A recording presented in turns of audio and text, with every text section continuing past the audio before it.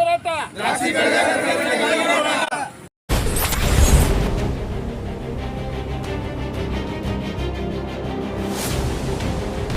ಚರ್ಚೆ ಆಗಬೇಕು. ನಾವು ಈ ವರದಿಯನ್ನ ಮಾನ್ಯ ಶಾಸಕರುಗಳಿಗೂ ಕೊಡ್ತೀವಿ, ಲೋಕಸಭಾ ಸದಸ್ಯರುಗಳಿಗೂ ಇನ್ನೂ ಮುಟ್ಟಿಸ್ತೀವಿ. ಇದು ಮೊದಲನೇ ಹಂತದಲ್ಲಿ ನಾವು ಸಾಂಕೇತಿಕವಾಗಿ ತಹಸೀಲ್ದಾರ್ ಅವ್ರ ಮುಖಾಂತರ ಕಳ್ಸಾಕತ್ತೀವಿ. ಪ್ರಧಾನಮಂತ್ರಿ ಅವರಿಗೆ, ಮುಖ್ಯಮಂತ್ರಿ ಅವರಿಗೆ ಯಾಕೆ ಕಳಿಸ್ತಾ ಇದೀವಿ ಅಂದ್ರೆ, ಮುಖ್ಯವಾದ ನಿರ್ಧಾರಗಳು ಸರ್ಕಾರದ ಮಟ್ಟದಲ್ಲಿ ಆಗಬೇಕಾಗಿದೆ. ಬೆಂಬಲ ಬೆಲೆ ಆಗಲಿ ಅಥವಾ ಇದು ಪರಿಹಾರದ ಒಂದು ರೂಪುರೇಷೆಗಳಾಗಲಿ, ಸಂಸ್ಕರಣಾ ಅವಧಿಯಲ್ಲಿ ಆಗುವಂಥದ್ದು, ವಿಪತ್ತು ಹವಾಮಾನದಿಂದ ಆಗುವಂಥದ್ದು ಏನು ಒಂದು ಹಾನಿ ಅದ, ಅದಕ್ಕೆ ಯಾವ ಒಂದು ನೀತಿ ಬೇಕನ್ನುವಂಥದ್ದು ಸರ್ಕಾರ ಮಟ್ಟದಲ್ಲಿ ಆಗ್ಬೇಕಾಗ್ತದ. ಇದು ಸರ್ಕಾರ ಮಟ್ಟದಲ್ಲಿ ಆಗಲಿ, ಈ ಅಧಿವೇಶನದಲ್ಲಿ ಚರ್ಚೆ ಆಗಲಿ. ನಮ್ಮ ಉತ್ತರ ಕರ್ನಾಟಕದವರು ಬಿಜಾಪುರ, ಬಾಗಲಕೋಟೆ, ಬೆಳಗಾವಿ ಜಿಲ್ಲಾದೊಳಗೆ ಅತಿ ಹೆಚ್ಚು ದ್ರಾಕ್ಷಿ ಬೆಳಿತೀವಿ ನಾವು.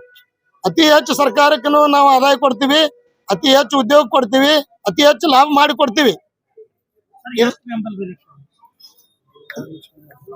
ಕನಿಷ್ಠ 1 kg ಒಣ ದ್ರಾಕ್ಷಿಗೆ ಎವರೇಜ್ 200 ಬೀಳ್ಬೇಕು. 3 ಕ್ಯಾಟಗರಿ ಹೊಂಡ್ತಾವ.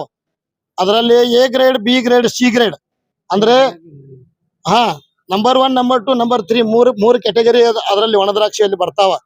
ಆ 3 ಕ್ಯಾಟಗರಿ ಕುಡಿಸಿದ್ರ ಎವರೇಜ್ನೊಳಗ ನಮ್ಮ ಒಂದು 80-85% ಎ ಗ್ರೇಡ್ ಹೊಂಡ್ತದ. ಅಂದಾಜು ಒಂದು 5% ಬಿ ಗ್ರೇಡ್ ಹೊಂಟತಿ, ಒಂದು 10% ಕರಿದು ಹೊಂಟತಿ ಸಿ ಗ್ರೇಡ್. ಸ್ವಸ್ಥ ಪ್ರಜಾಪ್ರಭುತ್ವಕ್ಕಾಗಿ ನಮ್ಮ ಧ್ವನಿ.